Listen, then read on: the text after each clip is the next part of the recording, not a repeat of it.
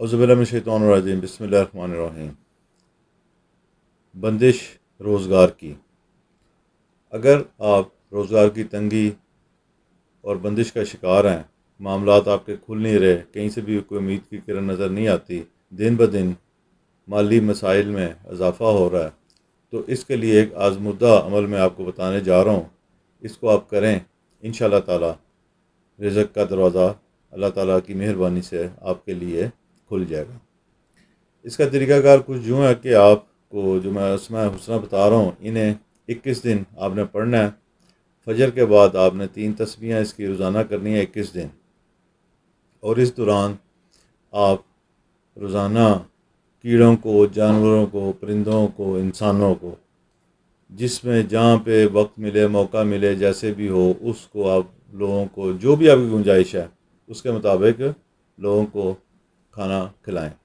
मिसाल के तौर पर अगर आप परिंदों के लिए सिर्फ एक मुट्ठी चावल डाल सकते हैं अपनी जेब के मुताबिक, ये नहीं कि पैसे आपकी जेब में हैं लेकिन अल्लाह के नाम देते हुए वो आपको कुछ मसला महसूस हो रहा है तो आपने सिर्फ थोड़े से चावल निकाल लिए। अगर गुंजाइश नहीं है तो फिर तो इतना भी खैरात बहुत है, और अगर गुंजाइश है तो आप गुंजाइश के मुताबिक कोई भी चीज़, रोटी, खाना, सालन लेके किसी भी साइल को आप दें, उसकी भूख दूर करें।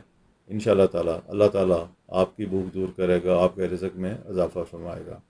इस हवाले से जो पढ़ाई है, जो उसमें हुस्ना है, वो कुछ यूँ है: या अल्लाह, या वकील हो, या नाफी हो, या बासित हो। ये तस्बीह आपने पढ़नी है 3 दफ़ा बादस फजर। उसके बाद दुआ करें अल्लाह ताला से कि वो आपके रिज़्क़ की जो बंदिश है इसको खोल दे और रिज़्क़ के दरवाज़े आपके लिए खुल जाएँ।